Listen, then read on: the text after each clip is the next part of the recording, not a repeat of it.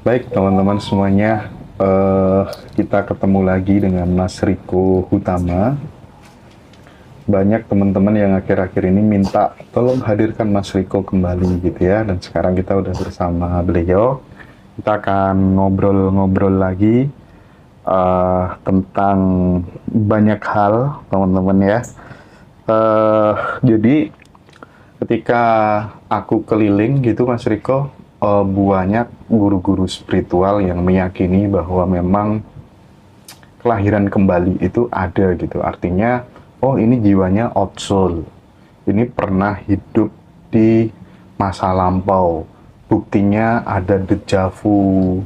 Buktinya anak seusia segini tapi kok sudah punya kemampuan seperti layaknya orang tua gitu.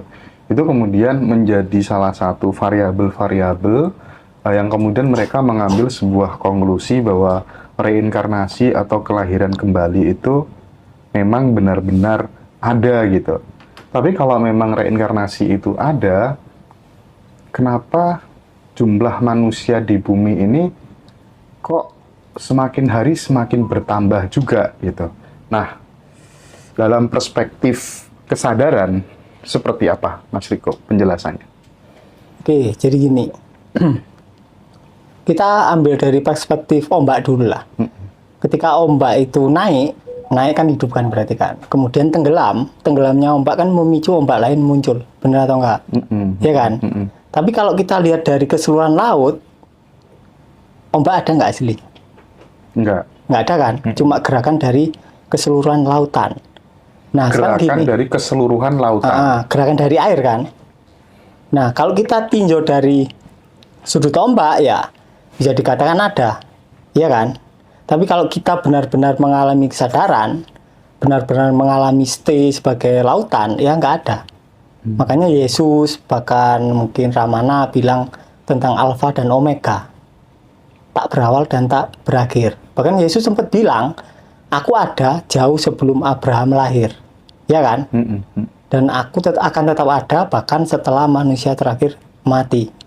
Artinya nggak ada awal dan nggak ada akhir. Nggak ada awal, nggak ada akhir. Nah sekarang keseluruhan lautan kan berarti melingkupi semua ombaknya kan. Betul, betul. Dalam ruang dan waktu. Oke. Iya kan. Berarti tidak ada satupun yang bukan lautan. Iya. Termasuk Pak Karno, termasuk Pak Harto itu kan aku kan. Kalau kita tinjau dari kesadaran ya semuanya aku. Dalam ruang dan waktu yang berbeda-beda. Di masa lalu ataupun di masa depan. Tapi kalau kita masih terbatasi dengan dogma tentang jiwa dan roh, ya akhirnya jatuhnya ke reinkarnasi. Padahal maksud para orang tercerahkan bukan tentang reinkarnasi. Misal lah,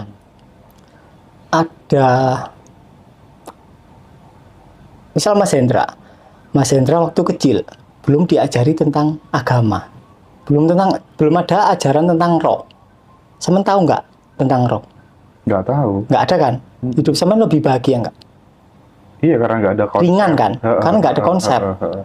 Nah, kita harus tahu konsep-konsep mana yang sekiranya membebani kita. Konsep apa? Semua konsep itu membebani kita. Semua konsep. Termasuk konsep pendaman emosi. Termasuk. Karena ketika kita hadir sebagai kesadaran, ya hasilnya nggak ada apa-apa. Nggak ada yang patut ditolak dan nggak ada yang patut diterima. Ya udah dibiarkan kan. Karena semuanya adalah kita. Sehingga kata menolak dan kata menerima, ya udah nggak relevan. Karena semuanya adalah kita. Dan semua mbak adalah gerakan dari diri kita. Jadi kalau dilihat dari ketika kita mengalami kesadaran, kita sedang stay sebagai kesadaran, ya reinkarnasi nggak ada. Tapi kita ketika stay sebagai Riko atau Hendra, ya otomatis pikiran akan berasumsi ada reinkarnasi. Itu hanya asumsi pikiran aja. Asumsi pikiran. Nah, kenapa kok pikiran berasumsi seperti itu? Why? Karena beberapa orang tuh ketika lahir, hidupnya ada yang enak. Hidupnya ada yang nggak enak. Yang enak ya mereka pasti asumsi pikiran pasti, oh berarti aku dulu di kehidupan masa lampau aku banyak berbuat baik. Kalau yang hidupnya nggak enak ya, oh berarti aku dulu hidupku pasti banyak berbuat jahat sehingga sekali ini kehidupanku susah.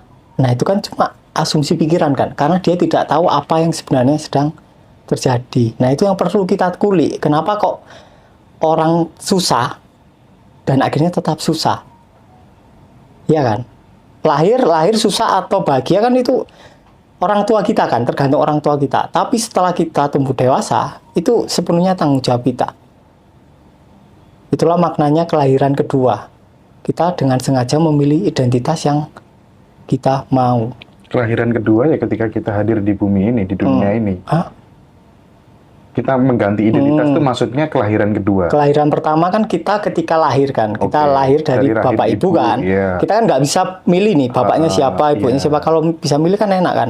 Milih Raffi Ahmad kan. Atau milih Pak Jokowi gitu kan. Nah, karena kita nggak bisa milih, akhirnya kita kan nggak bisa milih perlakuan orang tua kita ke kita kan. Dimana perlakuan orang tua kita itu mencetak kita kayak gini lah, air ditaruh gelas. Bentuk gelas kan beda-beda. Betul. Kalau air itu ditaruh ke gelas yang modelnya kayak apa? Gelas wine, tentu saja beda sama yang gelasnya mug. Iya kan? Atau gelas cangkir, beda. Nah, apakah gelas cangkir itu akan tetap cangkir sampai dia mati? Kan bisa diganti gelasnya. Nah, kelahiran pertama adalah kelahiran tanpa sadar. Kita nggak bisa milih orang tua kita. Kelahiran kedua adalah ketika kita sadar bahwa segala sesuatu yang terjadi itu adalah hasil dari kreasi kita sendiri. Ketika itu kita mengambil tanggung jawab, baru kita bisa merubah identitas kita. Itu kelahiran kedua. Nah, sebelum kelahiran kedua tentu saja kita harus hadir sebagai yang sejati dulu. Iya kan? Kan nggak mungkin bisa langsung ganti identitas. Kita harus sadar, oh ternyata kok air. Dan air ini nggak terpisah dari seluruh air di sekitarnya. Ternyata aku adalah keberadaan itu sendiri gitu ya. Ternyata aku adalah yang tak terhingga itu sendiri gitu, atau gimana maksudnya? Gini, yang sejati itu maksudnya apa gitu? Gini misal Mas Hendra ngomong aku adalah jiwa, atau aku adalah ruh, atau aku adalah pikiran. Coba sekarang adalah semuanya dihapus, cuma aku doang. Aku. Kira-kira apa yang terjadi? Hilang kan? Nggak ada apa-apa. Tapi ada. Ada. Iya kan? Tapi sama nggak tahu itu apa. Oh iya. Nah, aslinya cuma gitu doang. Oh iya. Kalau di Ramana Maharishi, istilahnya adalah ketika perhatian kembali ke sumber perhatian. Awalnya perhatian kita ke definisi kita tentang diri kita. Kemudian balik arah. Kalau Mas Riko sering mengatakan kesadaran yang menyadari dirinya sendiri gitu, atau gimana gitu ya? Kesadaran yang sadar bahwa dia sedang sadar. Kesadaran yang sadar bahwa dia sedang sadar. Nggak ada dirinya soalnya. Keberadaan yang mengamati keberadaannya gitu, atau gimana? Semua kata hasilnya salah. Semua kata ya salah. Nggak mampu melukiskan itu. Nggak bisa. Saman bisa nggak kira-kira tadi? Nggak bisa kan? Iya. Kalau dilukiskan atau dikatakan pasti salah, ya kan? Iya Mas yo. Kita yang ngomong aja, oh ini kata-katanya salah, apalagi yang denger, gitu kan? Iya ya Mas ya. Nah, makanya yang penting itu aslinya mengalami. Yang paling penting mengalami, bukan cuma sebatas kata-kata. Kalau kalian bingung tambah bagus, ya tinggal disadari bingungnya kan? Disadari bingung. Tapi kalau kalian merasa tahu itu malah agak-agak tricky. Kalau bingung kan jelas kan, oh aku bingung. Kalau sampai merasa tahu itu agak subtle kan. Sampai merasa sudah mengalami padahal cuma tahu sebatas konsep di kepala. Nah itu yang agak-agak tricky dan kebanyakan orang nggak sadar. Nah, bisa nggak Mas dianalogikan pada saat kita tadi susah membahasakan yang ini itu, dianalogikan misalnya dalam pada saat kita tidur itu tuh gimana gitu? Oke. Nah, semalam kan Mas Hendra tidur kan? Terus bangun kan paginya? Bangun. Mimpi nggak? Yang tadi malam nggak, sebelumnya mimpi. Sebelumnya mimpi. Nah, Saman tahu dari mana kalau semalam nggak mimpi? Ya tahu aja. Tahu aja kan? Tahu dari mana kalau semalamnya lagi mimpi? Ya pokoknya tahu. Tahu kan? Iya. Berarti Saman tidur nggak? Oh, ya nggak tidur. Nggak tidur kan berarti kan? Berarti nggak tidur gitu ya. Ketika nggak mimpi, ketika nggak mimpi, layarnya kan Saman tahu hitam doang. Yes, oke. Ya kan? Oke. Hanya saja kelemahannya sampai tidak sadar bahwa sedang sadar. Makanya kayak ikut hilang, tapi pengetahuannya tetap ada, sampean tahu, kerekam. Nah, sekarang ya tinggal membiasakan diri kita sadar bahwa sedang sadar. Itu namanya periferal. Oke. Banyak cara periferal kan tergantung orangnya kan. Nyamannya gimana gitu. Apa aja Mas konsep periferal itu? Periferal itu aslinya tentang open awareness, kesadaran terbuka atau kesadaran tanpa pilih. Biasanya kan orang rentan memilih kan. Oh, aku hanya mau melihat yang ini saja. Aku nggak mau melihat semuanya. Nah, periferal ada 3. Periferal mata, periferal telinga, sama periferal kinestetik. Itu di seminar. Di seminar. Ya. Tapi nanti yang tanggal 26, 27 Zoom tuh diajarin nggak? Diajari. Diajarin itu? Pasti diajari semua. Soalnya yang paling penting itu. Karena percuma kalian letting in, kalian sadari emosinya, terus kalian terima emosinya, aslinya nggak ada. Ketika kalian hadir sebagai lautan, bagasi emosi pun juga nggak ada. Nggak ada.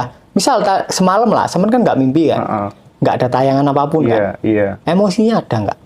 Nggak ada kan? Nggak ada. Tapi ketika sampean bangun, sampean balik ke hendra langsung ada, nggak enak di badan.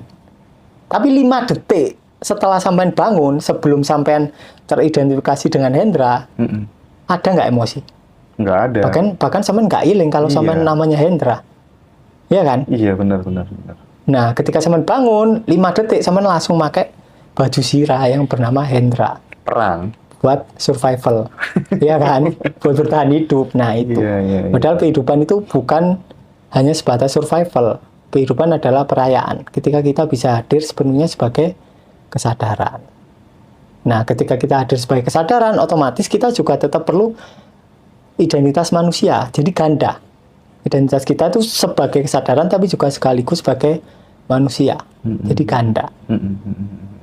Tapi yang penting adalah hadir dulu sebagai kesadaran. Oke. Nah, ketika kita hadir sebagai kesadaran, dalam perspektif umum kan, ada yang namanya kematian, kematian jasad, maksudku Mas, kematian jasad gitu. Nah, zat hidup yang kemudian membuat kita bisa bergerak, ya, kita bisa berbicara, ya, itu gimana? Mas Riko menyebut itu sebagai apa gitu? Oke, sekarang kita bahas ini dulu lah. Kepercayaan sama keadaan tahu. Nah, sekarang tak tanya, saya percaya ada matahari enggak? Percaya. Saya percaya langit warna biru. Iya. Saya percaya atau tahu? Oh, tahu kan? Tahu. Kalau sampean tahu, sampean nggak perlu percaya. Oh iya bener Mas. Kalau sampean nggak pernah lihat langit, sampean harus percaya. Misal sampean buta lah. Karena bisa dilihat secara empiris sehingga kemudian kita nggak perlu iman, percaya gitu. Nggak perlu, karena sampean tahu. Nah sama, ketika sampean sudah mengalami sebagai kesadaran tanpa label apapun ya, sampean tahu. Nggak perlu percaya tentang Tuhan atau apapun ya, karena sampean tahu. Itu benar-benar ada, terserah mau dinamai apapun terserah. Tapi kelemahan orang adalah gini, logikanya manusia itu kan nganggap bahwa sesuatu itu nggak mungkin tiba-tiba ada, ya kan, harus ada penciptanya. Akhirnya muncullah konsep Tuhan. Nah sekarang pertanyaannya, ketika sesuatu itu harus ada yang menciptakan, sekarang pertanyaan tak balik, yang menciptakan pencipta siapa? Coba jawab. Katanya kan harus ada pencipta nih. Berarti yang menciptakan Tuhan itu siapa? Kalau kita memahami Tuhan itu sebagai sosok pencipta. Terus yang nyiptain Tuhan siapa? Karena tidak mungkin segala sesuatu ada dengan sendirinya. Logikanya yang gitu. Iya. Kalau orang jawab, ya Tuhan ya memang ada dari sananya. Dari awal. Nah kenapa kita nggak berhenti di semesta aja? Semesta ya sudah. Ya, memang sudah ada. Nggak perlu ada pencipta. Nah ketika kita mengalami hal itu, kita akan paham bahwa ketuhanan adalah sejenis kreativitas, bukan sosok. Itu adalah kemungkinan seperti, bukan kemungkinan, kayak energi hidup. Nggak bisa dianu. Kecerdasan semesta tanpa batas. Ya. Seperti itu. Jadi semuanya. Jadi semesta adalah tubuh dari ketuhanan. Semesta adalah tubuh dari ketuhanan. Oke. Ya kan? Nah itu. Ketika kita memahami dan kita mengalami ketuhanan yang utuh atau kita benar-benar sadar, nggak mungkin ada perang. Perang kan gara-gara kepercayaan kan. Misal Tuhannya sampean tak ina, Kan sampean merasa tersakiti. Tapi kalau aku berusaha menghina ketuhanan, piye caranya? Bisa nggak kira-kira? Nggak bisa. Nggak bisa. Hanya yang sosok yang bisa dihina. Kalau non sosok nggak bisa dihina. Sampean bisa menghina udara. Nggak bisa kan? Kan tipis kan ini kan. Ya objek tapi antara ada dan tiada kan. Udara bisa sampai dihina nggak kira? Kelihatannya enggak. Ruang wis. Gampangannya bisa sampai dihina nggak? Oh ruangnya jelek gitu. Nggak bisa. Apalagi ini adalah ya itu pokoknya. Ya itu pokoknya. Nggak bisa. Makanya kayak di ajaran Kabbalah atau di ajaran Yahudi, Kabbalah kan, itu nggak disebut. Sangat haram menyebut nama Tuhan. Nggak boleh disebut. Oke. Kan paling banter nyebutnya Elohim kan. Yang satunya nggak boleh disebut. Berarti kalau udah sampai sini, secara esensial, ya nggak ada yang mati dong berarti ya? Nggak ada yang mati, siapa yang mati? Mati ya? Misal, sama tidur lah. Mati itu kan ibaratnya hilang gitu kan. Sama nggak kayak tidur hasilnya? Iya. Tapi sama bener-bener hilang nggak saat tidur? Enggak kan? Sampean tahu kan? Iya. Hanya saja sampean nggak tahu kalau sedang tahu. Masalahnya itu tok. Nah sekarang gimana caranya biar tahu bahwa sedang tahu atau sadar bahwa sedang sadar. Nah, tamat ya kalau udah tamat. Gitu ya. Tamat sudah. Nggak perlu ada ngaji Rasul lagi ya.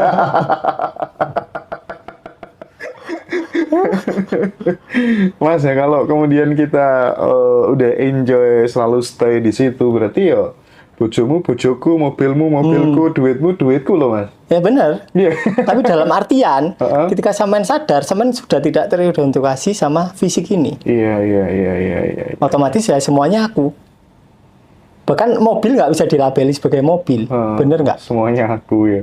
Waktu tidur, sampean bisa ngelabeli mobil nggak? Oh ini mobil gitu. Nggak tahu ya sampean. Nggak bisa. Kayak di Islam contohnya lah. Adam itu kan awalnya nggak tahu nama kan. Nama oh ini meja, oh ini apa namanya? Ini kamera, ini HP. Penderitaan tercipta ketika dia menamai barang. Masuk kan? Pengetahuan kan? Aslinya buah kuldi itu aslinya buah pengetahuan. Membebani kita. Pengetahuan dari orang tua dan tradisi. Makanya kalau misal kita lahir, terus kita dibuang ke hutan, diasuh sama ketek, jadi ketek. Iya kan? Harimau gitu. Iya kan? Kalau diasuh harimau, jadi harimau. Coba ada banyak itu. Jadi harimau. Tapi kalau kita diasuh sama orang kaya, ya pasti kita jadi kaya. Oh iya. Kalau diasuh sama orang miskin, jadi miskin. Makanya yang kaya tambah kaya, yang miskin tambah miskin. Karena cetakannya sudah dicetak secara tanpa sengaja. Nah, gimana caranya ganti cetakan? Nah, itu. Berarti kan kita harus sadar kalau kita bukan sebatas cetakan, itu dulu kan. Oke.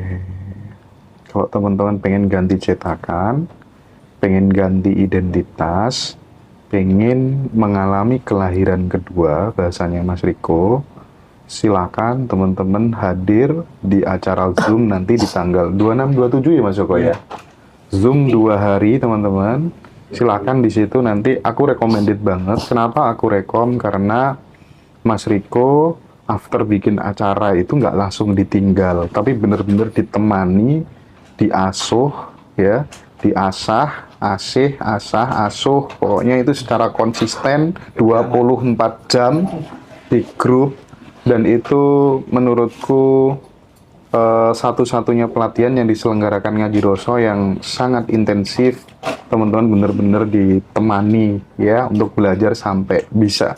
Silakan teman-teman ikut acara nanti di tanggal 26-27 September ini ya Mas Joko ya? Iya. Oke, sip.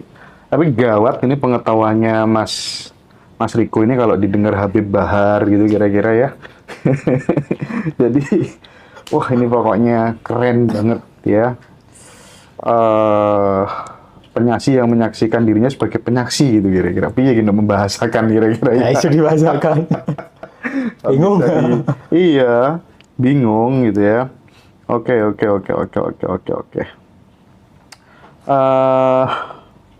Mas, kalau sementara ini teman-teman rata-rata yang ikut grup itu kan kebanyakan pengennya bukan ikut grup, ikut kelas gitu. Rata-rata itu ikut letting in, praktek letting in, terus kemudian rilis, emosi dan lain sebagainya. Itu kan tujuannya untuk kaya gitu, Mas. Itu gimana, Mas? Jadi gini, sekarang tak tanya balik. Orang-orang itu pingin kaya kenapa sih? Karena merasa kekurangan. Enggak. Karena aslinya kita itu pingin bahagia. Cuma itu doang. Pengen bahagia. Tapi simbol dari kebahagiaan masing-masing orang itu beda. Karena konsep tadi ya. Nggak bahagia kalau nggak punya uang. Nggak bahagia. Aku kalau punya mobil, aku kayaknya bahagia. Jadi kebahagiaannya itu dilekatkan ke objek. Padahal yang diinginkan hanyalah kebahagiaan. Dan ketika misal Mas Hendra pingin mobil, 5 detik setelah mobilnya kebeli, kilaunya hilang nggak? Iya kan? Sama pingin yang lain pasti. Bener. Wah, aku pingin pingin motor Harley atau pingin liburan ke pulau terpencil atau pingin mancing hiu gitu kan. Tapi kilonya hilang setelah sampai mengalami itu. Nah, sekarang pertanyaannya adalah ini. Ketika semua orang mengharapkan kebahagiaan, padahal dirinya sendiri adalah kebahagiaan, terus piye? Sekarang tak tanya lah. Misal gini lah, ada mercusuar. Mercusuar itu yang di pantai yang cahaya itu loh. Dia nggak tahu kalau dia cahaya. Dia nyari cahaya. Iya kan? Dia menyinari objek. Oh, objek batu. Oh, kayaknya ini nih cahaya. Oh, tapi kok kecil. Akhirnya dia nyari objek yang lebih besar. Oh, nyari batu yang lebih besar di pantai. Oh, kayaknya ini nih sumber cahaya yang besar nih. Tapi kok kayaknya kurang. Kemudian dia ketemu mercusuar lain. Wah, ini nih terang banget ini. Dia ketemu mercusuar lain. Padahal yang mercusuar ini juga ketemu dia. Oh, kayaknya ini nih cahayanya ini sumber cahaya. Padahal sumber cahayanya berasal dari dirinya sendiri. Hanya tertutupi oleh didikan dogma dari orang tua dan tradisi. Nah, ketika kita bongkar kenapa pingin kaya, itu penyebabnya macam-macam. Ada yang ingin validasi dari orang tuanya, karena waktu kecil nggak dapat validasi. Ada yang dulu pernah ditinggalkan orang tuanya, sekarang ingin membuktikan. Ada yang macam-macam. Dia mengira kalau dia dapat validasi dari orang tuanya, dia akan bahagia. Padahal belum tentu. Ada juga yang dulu mungkin pernah diselingkuhin waktu remaja, dia ingin membuktikan ke pacarnya. Atau juga mungkin dulu ada orang yang ditolak ditolak lamarannya, terus ingin membuktikan ke calon mertuanya dulu, macam-macam. Intinya dia mencari kebahagiaan karena dia merasa tidak lengkap, padahal dia sudah lengkap. Ya kayak matahari mencari sumber cahaya, ya padahal dia sedang mencari dirinya sendiri. Kira-kira ketemu nggak? Enggak. Karena dia mencari ke arah yang salah. Makanya yang paling urgent, paling penting itu hasilnya adalah sadar dulu. Kalau sampean sadar, otomatis sampean merayakan. Entah itu bahagia, entah itu sedih, sampean tetap bahagia.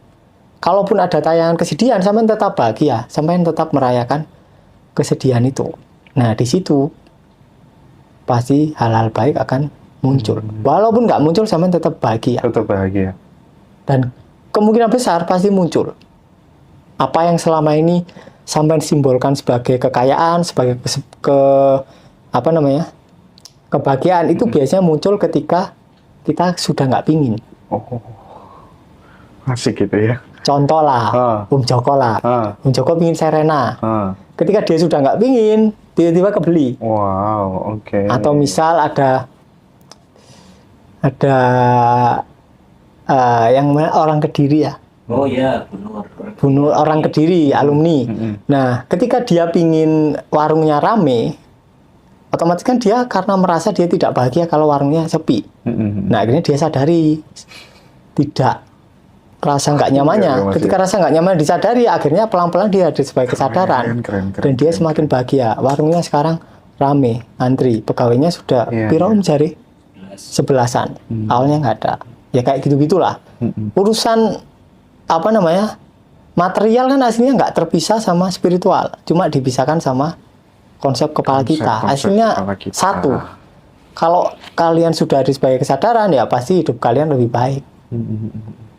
Intinya itu, makanya sadar dulu yang penting. Ya, kalau teman-teman pengen tahu secara komprehensif statement terakhirnya Mas Riko tadi tentang keberlimpahan, tentang kenapa banyak orang merindukan kekayaan, aku malam ini akan share di story WA sama di Telegram link untuk ebook keberlimpahannya Mas Riko Hutama. Nggak tahu tuh sampai berapa halaman Mas Joko? 111 halaman dan video praktek. Jadi teman-teman bisa masuk di link tersebut ya, atau nanti kontak aku aja, kontak admin, nanti aku kasih linknya. Teman-teman bisa dapetin ebook itu biar makin lengkap pemahamannya terkait dengan keberlimpahan dan kenapa banyak orang yang merasa dirinya tidak lengkap ya, justru ngejar malah justru sulit dapatnya. Tapi ketika kemudian sudah tidak kekurangan, udah nggak butuh, udah nggak minta, tiba-tiba datang dengan lebih mudah, effortless gitu kira-kira ya. Nah, terakhir Mas Riko di segmen ini, ada temen yang tanya tips supaya kemudian kita dikelilingi cewek. Nah, tips sederhananya apa, Mas? Tips sederhananya yaitu kalau memang mau dikeliling cewek ya jangan ejakulasi. Jangan ejakulasi. Sebulan aja, cobalah sebulan aja. Oh, nggak bisa itu, Mas. Itu ada yang pernah protes. Oh, tapi nggak tahu juga sih. Dia tuh. Kenapa? Aku jomblo udah lama, tapi juga masih susah dapetin. Oh, beda. Beda ya. Sampai tetap perlu, yang penting itu kelamin itu kan alat generator kan. Kalau pria, kalau alat generator energi di wanita itu kedua puting. Oke. Jadi kalau di ajaran yoga itu untuk pria. Kundalini, konsep kundalini itu untuk pria. Dia naik ke atas. Dasarnya penis. Tapi kalau wanita dasarnya itu di kedua puting. Jadi ada perbedaan mekanisme circling energi. Nah, kalau pria berarti kita perlu membangkitkan yang di penis. Kebanyakan jomblo dia tidak melakukan masturbasi. Kalaupun masturbasi dia ejakulasi. Oh iya. Coba masturbasi tanpa ejakulasi. Masturbasinya perlu tetap tanpa ejakulasi. Masturbasi tapi tanpa ejakulasi. Coba lakukan. Kalau cewek gimana, Mas? Cewek yang jomblo gimana? Kalau cewek jomblo ya self love yang penting. Kalau ya? Cewek jomblo aslinya gampang, lebih gampang dari pria karena tradisi kita kan pria yang nyari kan. Oh iya. Wanita hanya cuma tinggal mau yang sama yang mana. Nah, kebanyakan wanita itu merasa tidak layak, akhirnya dia nggak milih. Sip. Ya tinggal disadari aja. Biasanya ada trauma sama bapaknya kalau cewek. Baik, oke, teman-teman, kita dulu sebentar.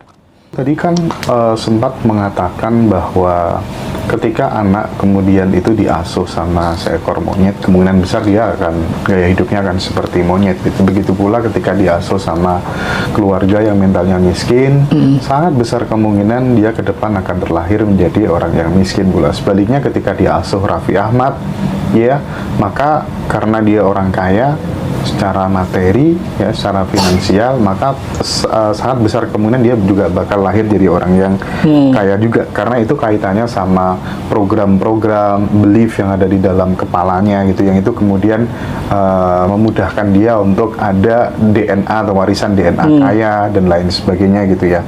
Nah, aku tuh coba keliling gitu, Mas, mengkomparasikan antara teknik-teknik pengembangan diri untuk ilmu keberlimpahan, kemakmuran, begitu tuh ternyata dari case-case ada yang hutangnya lunas berapa ratus juta dan lain sebagainya, tapi itu ternyata nggak bisa digeneralisir ke peserta-peserta yang lain gitu. Nah, ini nih masalahnya di mana? Apakah karena memang setiap orang tuh latar belakangnya beda-beda, beliefnya beda-beda, programnya beda-beda gitu ya. Misal cukup dengan letting in aja, rilis emosi-emosi aja, kan udah ada beberapa case yang itu muncul keajaiban gitu ya. Tapi bagaimana kalau kemudian meskipun dia udah rilis, meskipun dia sudah letting in gitu ya, tapi kalau di dalam kepalanya itu ada jangkar-jangkar kemiskinan yang itu kemudian dia belum selesai dan dia masih melekat di situ. Kan yang namanya mental miskin itu kalau nggak diberesin juga akan berimplikasi negatif terhadap perjalanan hidupnya. Bagaimana, Mas Riko? Oke, jadi gini. Misal dari kecil kita diasuh sama orang yang miskin. Ya, yang kekurangan lah. Makannya iri, terus banyak dogma-dogma lah. Nyari uang susah atau misal pelit juga atau macam-macam lah. Otomatis cetakan di diri kita adalah diri yang merasa kekurangan.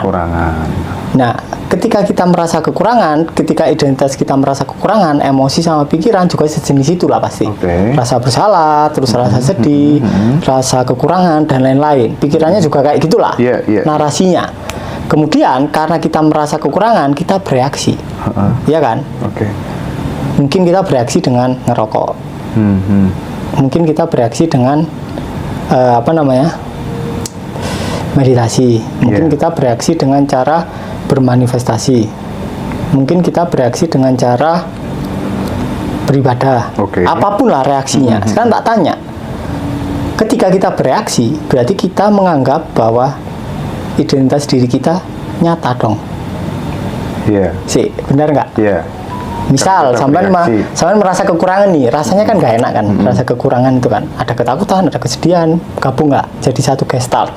Kemudian karena nggak enak, sampean bereaksi nih, aku tak meditasi ya, biar rasaku enak, biar kaya. Nah, itu kan bereaksi kan. Bahwa diri kita itu. Berarti kita menganggap kalau diri kita yang sedang kita lawan ya itu kita yang nyata kan.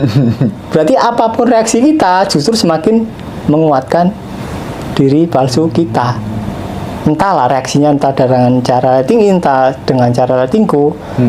Pada dasarnya prakteknya kalian salah. Iya kan?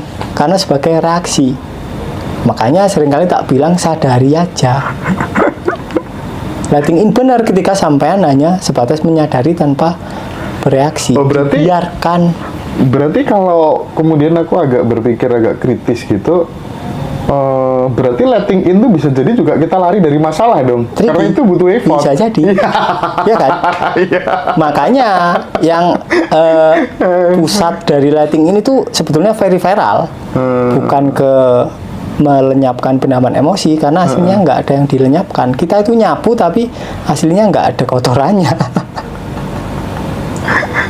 Tapi tidak ada kotorannya. Kita perlu nyapu ketika kita hadir sebagai Hendra atau Riko kan. Ketika kita hadir sebagai kesadaran ya apaan yang disapu? Nggak ada. Sekarang tak tanya, garam satu jumput kalau dimasukkan ke satu gelas air, asin nggak? 1 sendok wis. Asin ya. Asin banget kan? Iyalah. Kalau 1 sendok dimasukkan ke 1 ember, enggak asin. Enggak asin. Kalau 1 lautan, enggak asin. Makanya semakin luas Anda, maka semakin tentramlah hidup Anda. Itu yang penting hasilnya itu. Bagaimana kita menjadi semakin luas dan semakin luas. Paradoksnya sejak awal kita sudah luas. Paradoksnya itu. Sejak awal kita udah paradoksnya luas. Itu. Tapi menjadi kemudian sempit karena program-program itu tadi. Karena kita berpura-pura jadi sempit. Sebentar Mas, banyak yang tanya. Kalau kelasnya yang Zoom 2 hari itu 1.699.000 teman-teman. Kalau yang e-book keberlimpahan berapa Mas Joko? 449.000. Tapi kalau testimoni dari temanku ya, namanya Mbak Feby kalau nggak salah, itu tuh dia ngerekomen banget harus baca tulisan Mas Riko yang e-book keberlimpahan itu gitu ya, karena banyak pencarian beliau yang ditemukan di bukunya Mas Riko tuh, sampai dia bilang gila sih Riko itu gitu ya, terus Feby gitulah ya. Dan teman-teman di grupnya Mas Riko tuh banyak banget testimoni gitu ya, jadi keren lah pokoknya. Jadi silakan teman-teman join di Zoom tanggal 26-27 September ini, atau beli e-book keberlimpahan. Rekomen serius teman-teman ya. Mas Riko tuh antik lah, sampai sekarang aku nggak berani dia compare dengan narasumber lain gitu. Jadi aduh bahaya ya, gawat. Oke. Definisi antara miskin dan kaya itu dinilai dari apa? Itu Mas Riko. Kalau secara umum ya dinilai dari angka lah. Secara umum. Secara umum. Misal Mas Hendra antri di mana itu imigrasi lah. Antrinya kan nggak nama, angka kan. Angka. Bahagia nggak cuman antri berubah angka? Nggak ada yang suka diangkakan. Iya. Sama, ketika kita sadar ya nggak ada miskin dan kaya. Aslinya. Oke. Karena semuanya adalah kita. Tapi kalau kita tanya definisi ya, yang kita pakai ya definisi dari masyarakat kita. Kalau angkanya dikit ya berarti kurang, kalau angkanya banyak ya berarti kaya. Oke. Suaranya hilang. Maksud sih teman-teman, suaranya hilang nggak? Coba cek dong, teman-teman ketik aman. Tolong dong ada yang ini. Suaranya oke nggak? Oh aman. Sinyalmu aja yang bermasalah ya. Oke, makasih. Nah, sekarang Mas Riko, aku pengen geser ke the power of now. Ya, hadir utuh di sini saat ini gitu. Selama ini yang membuat kita menderita itu kan penyesalan di masa lalu dan kekhawatiran di masa yang akan datang, gitu ya Mas Riko ya.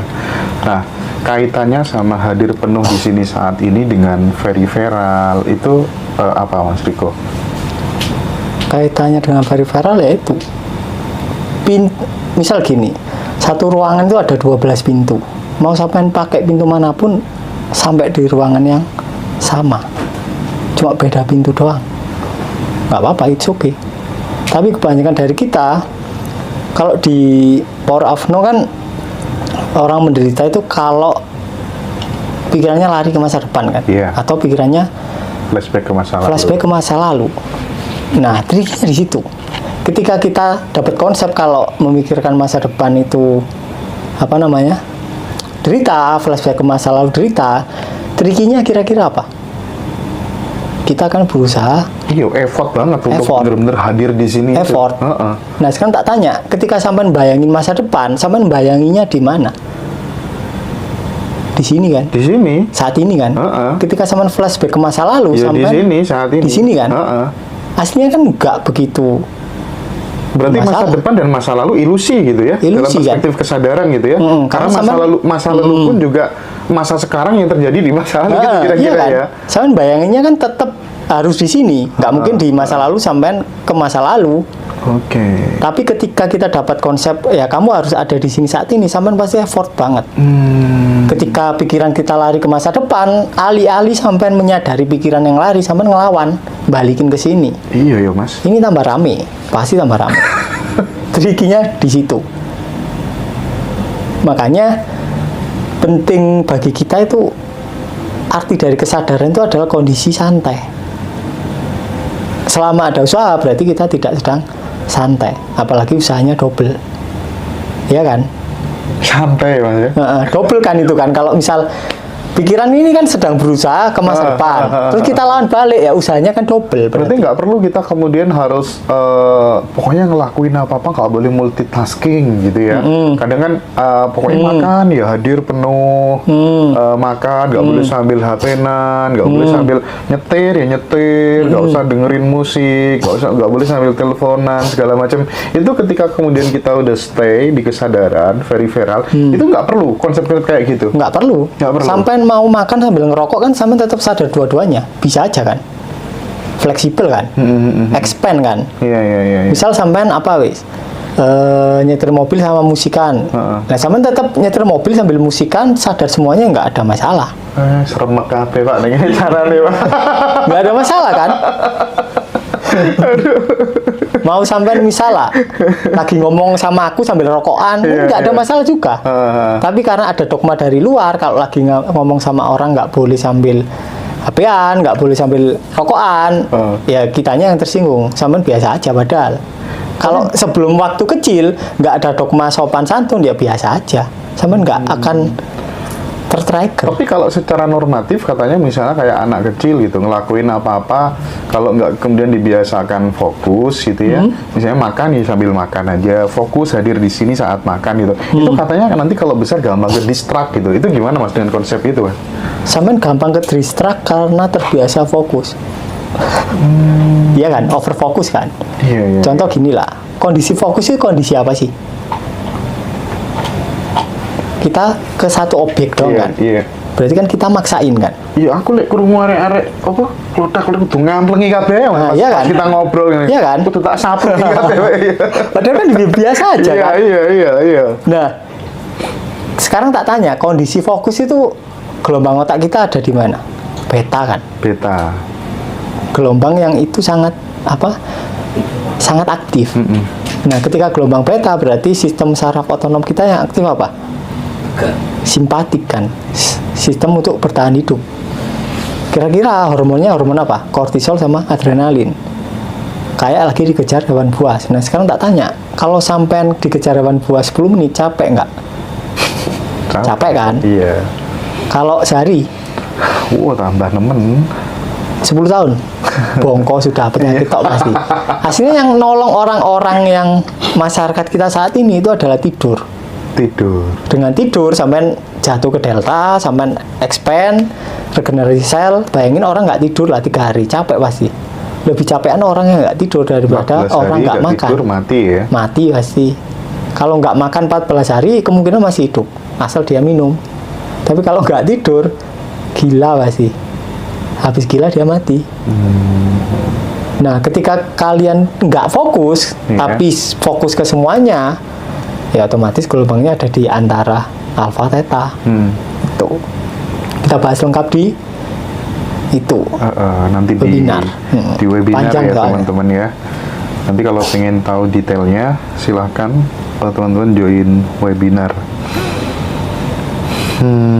Tapi memang tapi kalau menurut Mas Riko komentar terhadap The Power of No itu gimana? Komentar apa? Keajaiban The Power of No katanya manifestasi menjadi lebih mudah dan lain sebagainya gitu, itu gimana menurut Mas? Bener. Cuma beberapa orang kan tricky kan, salah paham kan. Mereka yang nggak salah paham kemungkinan dia mengalami apa yang dialami oleh Eckhart. Kira-kira yang dialami Eckhart yang membuat dia tercerahkan apa? Waktu itu kan ceritanya dia diputusin pacarnya, dia di PHK, kemudian dia mengalami malam gelap jiwa. Ketika terlalu gelap, dia sudah lelah untuk melawan, akhirnya dibiarin aja. Hasilnya yang krusial kan fase itunya kan, bukan buku setelahnya, bukan teknik-tekniknya, tapi fase itu. Ketika dia mampu membiarkan emosinya, ya udah selesai. Kalau Eckhart mengatakan sumber masalah adalah karena kita masih di waktu tadi itu, masa depan dan masa lalu itu banget. Ya bisa jadi. Karena ketika kita aslinya bukan di waktu, tapi adalah di identitas kita yang terkait dengan waktu. Oh, identitas kita yang terkait dengan ya waktu. Kan? Identitas kita kan masa lalu kan, cetakan kita dari orang tua. Hasilnya yang bikin kita menderita ya identitas kita. Kayak kita ngelihat HP, tapi sudut pandangnya dari belakang kayak gini lah. Kelihatannya belakang, tapi sampean kan enak ngelihat dari depan, bagus. Ya aku ngelihat dari belakang kok jelek kok. Padahal ya cuma tinggal ganti aja ke posisi Mas Hendra kan. Tapi bisa kita ambil konklusi memang Mas bahwa penderitaan itu memang membutuhkan waktu itu. Penderitaan itu tidak bisa tidak bisa bertahan di masa saat ini ya. Iya nggak kira-kira? Kalau di masa saat ini ya kita kan nggak menderita. Apa yang membuat kita menderita? Nggak ada apa-apa. Nggak ada apa-apa. Iya kan? Ya udah ini gitu ya. Yang bikin menderita ya pikiran kita yang isinya itu konflik. Yang satu pingin kaya tapi pikiran satunya pingin miskin. Takut kaya. Contoh lah, sampean pingin kaya tapi sampean takut nggak dapat bansos, konflik kan? Iya. Atau sampean pingin kaya tapi sampean takut nggak punya waktu sama keluarga, kan konflik. Nah, gimana caranya menselaraskan konflik itu? Ya diganti identitasnya langsung. Oke, berarti waktu dan pikiran itu sama. Karena pikiran itu kan menjelaskan pengalaman sebelumnya kan. Misal aku lihat handphone, pikiran ngomong, oh handphonenya bagus. Nah ini kan ngomentari sedetik lalu kan, tentang masa lalu kan. Atau misal kita ngomentari masa depan lah. Masa depan itu apa aslinya? Tracking kita dari masa lalu kita kan. Kalau kita nggak punya masa lalu, kira-kira masa depan ada atau enggak? Enggak ada. Ini bagus. Berarti kalau waktu dan pikiran sama, berarti saya dan saat ini sama dong? Sama. Sama. Cok, iya. Nah, sekarang tak tanya, sampean pernah ada di selain di sini saat ini nggak? Sebenarnya ya Nggak pernah kan? Nggak pernah. Tapi pikirannya. Iya. Pikirannya pun itu muncul di sini saat ini. Jadi ya nggak terlalu benar juga kalau kita ngomong pikiran itu ada di masa lalu dan masa depan. Nggak terlalu benar juga. Ketika kita hadir sebagai kesadaran menjadi ruang dari pikiran, ya pikiran ada di sini saat ini. Semuanya di sini saat ini. Trikinya ketika kita berusaha untuk hadir di sini saat ini, tambah bluter pasti. Tapi pikiran tuh sebenarnya bagus, dia sarana gitu. Yang jadi masalah ketika kita mengidentikan diri kita dengan pikiran itu, yang kita kira yang sebenarnya pikiran itu kan. Pikiran tuh bagus. Tergantung identitas kita. Sarana yang indah. Bagaimana orang bisa sadar tanpa punya pikiran gitu kira-kira kan? Tetap sadar. Buktinya sampean tidur nggak ada pikiran sadar. Okay. Sekarang kalau gini, kalau ada orang punya statement gini gimana Mas Riko? Yang bagus itu adalah kesadaran yang mengendalikan pikiran, bukan ego yang mengendalikan pikiran. Itu gimana? Sekarang tak tanya. Itu kayak ombak lautan berusaha mengendalikan ombak. Mengendalikan berarti sampean memaknai kalau lautan sama ombak itu beda. Iya Mas yo. Iya kan? Salah terus. Makanya aslinya nggak ada kata-kata yang cocok. Ya wis itu pokoknya. Karena pikiran itu adalah gerakan dari kesadaran itu sendiri. Ya kita cuma perlu tahu pikiran mana yang kira-kira gerakannya ini akan mengakibatkan kehidupan yang lebih baik atau lebih buruk. Itu doang. Santai, relax gitu ya. Santai, relax, penuh penerimaan gitu ya. Oke. Bagaimana sih Mas? Kok bisa kemudian manusia itu mengalami muncul sebuah ketakutan itu awalnya dari mana sebenarnya ketakutan yang ada dalam diri kita itu? Ketakutan nanti bakal begini itu tuh mekanismenya bagaimana gitu? Mekanismenya ya gini, ketika kita lahir nih kan itu banyak mengalami kejadian kan. Nah sebagai defense mekanisme ya muncullah ketakutan. Jadi ketakutan itu tidak selalu buruk, bisa jadi baik, bisa jadi loh. Tapi hampir 90% pasti buruk. Karena ketakutan kalian itu ketakutan yang ilusif, nggak jelas sampai takut apa. Jadi gini, kalau mau jawaban lebih konkret gini, ketakutan itu apa? Sekarang tak tanya, ketakutan itu apa? Beneran ada atau enggak? Nggak ada. Enggak, sebelum jawab nggak ada itu ketakutan itu apa? Iya sesuatu yang bakal kita khawatir kalau kemudian itu terjadi gitu kan. Ketakutan itu kan label. Rasanya gimana? Sensasinya? Nggak enak lah. Nggak enak kan? Nggak enak. Sekarang tak tanya, sensasinya sedih sama takut sama nggak? Sama sih. Sama. Cuma ceritanya beda. Nah, cerita itu dibikin oleh pikiran. Oke. Agar kita tidak agar kita tidak bisa melihat emosi kita apa adanya. Nah, cuma kita biasanya itu lari ke pikiran, ke cerita. Akhirnya kita nggak mengalami emosinya secara total. Makanya pertama, yang paling penting sebelum kalian mengalami emosinya, sebelum kalian menyaksikan emosinya, saksikan pikiran dahulu. Kalau sampean sudah bisa menyaksikan pikiran, baru sampean bisa menyaksikan emosi, enggak sebelumnya. Kalau sampean langsung loncat berusaha menyaksikan emosi, pasti sampean tersesat di cerita kepala, pasti sudah. Makanya saksikan pikiran terlebih dahulu. Oke. Nah, sekarang ada teman-teman yang tanya, bagaimana Mas Riko caranya mengubah penderitaan menjadi kesadaran? Mengubah penderitaan jadi kesadaran, ya gini. Orang itu mengira pendaman itu kayak kayak air kotor yang di dalam gelas. Kemudian dituangkan air bersih sehingga lama-lama air kotornya hilang diganti air bersih. Padahal enggak. Pendaman itu adalah es batu. Es batu. Mau sampai tuangi teh sebanyak apapun, yang tumpah itu tehnya bukan es batunya. Iya kan?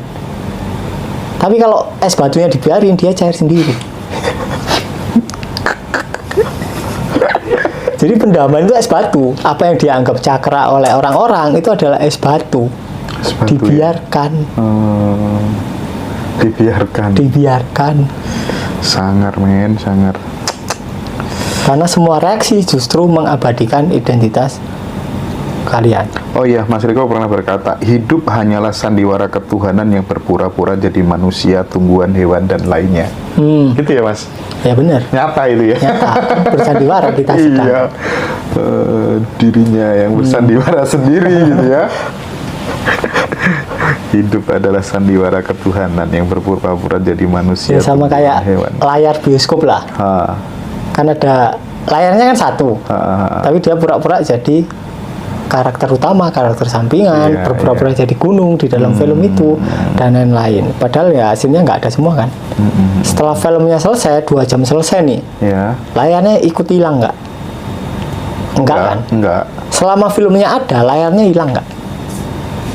Enggak juga kan? Nah, kebanyakan orang berusaha melenyapkan filmnya. Padahal nggak perlu kan? Iya. Beberapa orang berusaha melenyapkan atau mengheningkan pikiran karena mereka mengira kalau pikirannya rame, kesadaran nggak ada. Padahal tetap ada di latar belakang. Iya, pecah porandasmu guys. Tapi aku udah dapat lah ya, dapat. Oh iya. Kesadaran itu layarnya. Iya, latar belakang. Latar belakang. Sakit itu alami, tapi penderitaan karena sakit itu pilihan. Benar, ya, Mas ya. benar. Misal gini lah, sakit itu cenderung ke asumsi sih. Saat kita sakit, terus kita cenderung kayak nggak terlalu fokus di sakit itu, sakitnya hilang sendiri. Contohnya lah, bedakan sakit flu sama sakit paru-paru. Kalau sakit flu sama biasa aja, Iya, biasa. sembuh sendiri. Meskipun nggak sampean kasih obat itu sembuh sendiri. Sama, ketika sampean sakit paru-paru, sampean fokus ke sakitnya tambah parah. Sampean obati tambah makin parah. Giliran sampean nyerah, dibiarin tiba-tiba sembuh ya kayak gitu. Saya ingin nih Mas. Sekarang gini Mas, neneknya Mas Dika ini batuk itu Mas sudah hampir 5 bulan atau berapa gitu ya. Tapi kita mau ngasih tahu gimana ya namanya SDM itu kan orang kan beda-beda gitu ya. Tapi yang dikata kemudian itu ibunya Mas Riko, ya diobatin apa aja belum sembuh-sembuh tuh batuk tuh, apalagi kalau pas malam hari gitu. Itu gimana Mas kalau udah seperti itu Mas? Oh, udah ngalami itu. Iya, gimana, dulu waktu operasi kanker payudara kan itu gagal kan, biopsi ternyata masih ada. Terus aku disuruh jenguk, alah bu, wis paling dek wong sakit lek gak waras yo mati. Tanya lah Om Joko itu. Beneran tak gituin? Iya. Nah, karena digituin ya aku nge-flow aja kan jawabnya. Aku tak sadari dulu, terus nge-flow aja loh kok keluarnya gini. Oh ya udah tak biarin. Nah, dari kata-kata itu beliau merenung. Oh iya, loro paling enggak yo mati yo wis. Sehat yo aslinya ya podo ae. Nah, setelah itu enggak jadi operasi, sembuh tiba-tiba. Enggak tahu gimana caranya. Berarti kalau kita ngasih tahu itu dikasih tahu gimana Mas intinya? Yang penting itu ini, keinginan kita untuk ngasih tahu itu disadari terlebih dahulu. Kenapa kok kita ingin ngasih tahu mama kita? Why? Pasti ada sponsornya kan. Mungkin kita takut ditinggalkan atau karena kita mungkin pengennya kasihan ya. Udah dulu udah ngomong kita dari kecil, terus mosok kok sekarang sakit kita nggak bisa memberikan kontribusi apa-apa gitu, nah, gimana kayak gitu-gitu. Nah, itu perlu disadari. Itu kan cuma alasan pikiran kan. Nanti alasan sebenarnya sama akan nemu sendiri.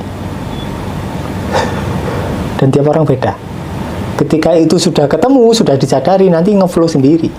Tiap orang akan beda cara ngasih taunya. Ketika aku ngasih taunya barbar, terus sampean niru dengan barbar, nggak akan efektif. Jangan meniru orang lain. Bisa jadi ketika sampean sadari sponsornya, sampean nggak ngasih tahu, dibiarin. Tiba-tiba dia sadar sendiri, bisa jadi. ngefollow-nya beda-beda. Ya teman-teman yang masih penasaran dengan keilmuan yang disampaikan Mas Riko ini, bisa akses buku-bukunya ya, banyak sekali nanti di Ngaji Roso. Nanti di YouTube aku tayangin buku-bukunya Mas Riko apa aja yang ready, teman-teman bisa dapetin semua buku-bukunya, sehingga kemudian teman-teman itu bisa menemani teman-teman sambil bertumbuh setiap hari begitu, untuk memahami secara lebih lengkap begitu ya teman-teman ya. Oke. Seseorang itu Mas, terkadang aku sendiri gitu ya, kadang kan nanti aku begini gitu. Kita tuh seolah-olah melawan semesta karena merasa tahu lebih banyak dari apa yang diketahui semesta gitu. Jadi Mas Riko pernah mengatakan, seseorang melawan semesta karena merasa tahu lebih banyak dari apa yang diketahui semesta. Gimana menjelaskan hal itu? Contohnya gini lah, semua apa yang kita lakukan itu kan reaksi kita terhadap pendaman emosi kita kan, reaksi kan, artinya semua yang rencana kita itu terbatas, iya kan? Justru malah terbatas kan, kalau terbatas pasti hasilnya sama kayak sebelumnya. Jadi ada contoh kasus gini lah, kalau nggak salah ada pemadam kalau nggak salah itu di Slovakia atau di mana itu, aku pernah baca bukunya. Jadi dia mengalami kebakaran hutan, dan itu satu regu itu dia bertugas di situ, dan nggak ada solusi, hutannya itu kebakaran semua, terus kita nggak bisa mademin. Sebagai reaksi kita kan lari kan, semua regunya lari, tapi dia menyadari keinginannya untuk lari. Kemudian setelah disadari sepersekian detik, dia dapat ide untuk mengumpulkan daun-daun, semua dicabuti di sekitar dia, dilingkarin gini besar. Cuma dia doang yang selamat, yang lain mati. Artinya semua reaksi kita berdasarkan pola lama, dan pola lama itu terbatas. Kayak misalnya kita terbiasa melihat HP ini doang, padahal di sekitar HP itu banyak kemungkinan lain. Jadi sama, ketika kita terlalu fokus ke masalahnya, justru masalahnya nggak selesai-selesai, buyar pasti. Banyak testimoni di tempat itu.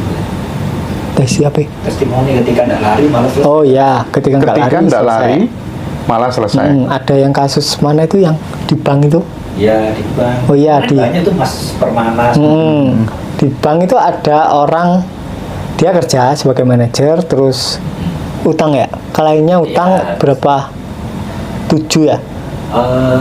13M. Oh 13M. Nah ini nggak bayar sama sekali kliennya, dan ada kemungkinan kalau nggak bayar ini dipecat kan ya? Ya ada masalah jabatan. Ada masalah jabatan lah. Iya. Dia tuh selama ini berusaha, Mas wis bayarin lah paling nggak 100 juta dulu lah, atau 200 juta dulu lah. Selama bertahun-tahun dia berusaha. Nah setelah ikut latihan ya udahlah dia pasrah. Disadari semua rasa nggak nyamannya selang sebulan ya kalau nggak salah. Iya, udah lama. Selang sebulan dilunasi. kliennya ngelunasi total 13M. Ketika sudah disadari, ini otomatis fokusnya nggak fokus lagi. Iya. Gampang hasilnya gitu-gitu. Hasilnya gampang. Aduh, ngeri. Sip. Beberapa ajaran spiritual kan mengatakan bahwa setiap kepedihan itu hanyalah ilusi, tapi kita hanya menjadikan itu sebagai kepercayaan dan teori, kita tidak segera beranjak untuk mengalaminya sendiri gitu Mas. Iya betul. Ya cuma konsep doang kan. Oh ini ilusi gitu. Terus kalian mau ngapain kalau ini ilusi? Tapi aku tuh berencana sih buat teman-teman gitu Mas ya, soal selama ini kan di Ngaji Roso itu kan banyak ya kelas-kelas manifestasi, keberlimpahan dan lain sebagainya itu. Nanti termasuk juga dari hasil aku ngobrol sama Mas Riko selama ini dan beberapa teman yang memang dia itu praktik manifestasi dari keilmuan Mas Riko dan semua narasumber terbaik Ngaji Roso yang kelasnya ada mahal juga banyak, itu rencananya memang mau aku rangkum berdua sama beliau gitu ya, apa tuh namanya, itu biar teman-teman nanti yang menengah ke bawah itu Mas bisa tertolong gitu. Jadi nanti ada salah satu keilmuan Mas Riko juga, nggak masalah ya Mas ya? Nggak masalah ya. Justru kan lebih bagus tersebar, nggak masalah. Iya. Jadi itu rencana teman-teman. Jadi nanti teman-teman yang selama ini nggak bisa ikut kelas bisa mengakses nanti dengan biaya yang sangat kita bikin terjangkau gitu ya teman-teman ya. Mas Riko, berarti kalau udah sampai di sini, doa yang paling kuat sebenarnya tidak berdoa dong. Nah, sekarang tak tanya, sampai berdoa itu sebagai reaksi dari apa? Reaksi dari kita merasa kurang lengkap, iya, kita kan? merasa kekurangan gitu ya. Berarti ketika sampai berdoa, sampai mengiyakan kalau sampai kondisinya kurang. Iya ya Pak ya. Semakin sampai berdoa, semakin masalahnya nggak selesai. Begitu sampai berhenti berdoa, tiba-tiba selesai. Iya. Bolak-balik pokoknya Mas. Ini apa sih? Cara memperbesar vortex dan selalu dalam kondisi power. Hah? Vortex Vortex itu kekosongan. Iya. Void. Vortex itu kayak pusaran atau apa gitu ya. Nah, sekarang tak tanya. Laut perlu membesarkan dirinya. Nah, kalau sama posisinya ombak ya Jadi tsunami Mas. butuh membesarkan, tapi sedari awal kan sampean lautan, nggak perlu dibesarin. Ketika sampean berusaha membesarkan, berarti sampean semakin menegaskan kalau sampean kecil. Oke. Ya, oke Mas. Aku ada satu pertanyaan terakhir Mas. Nanti selanjutnya akan dilanjutkan oleh Kang Mas Rosi ya. Mantap. Oke, Mas, di grup itu kan rame banget setelah teman-teman ikut Zoom, ikut kelasnya Mas Riko, itu kan mesti masuk grup semuanya. Dan intensitas diskusinya, pembelajarannya yang digawangi oleh Mas Riko, Mas Joko, dan Mas Hari itu tuh keren banget. Aku appreciate ya, luar biasa. Bener-bener Mas Riko, Mas Joko kalau bikin acara itu bener-bener tanggung jawab.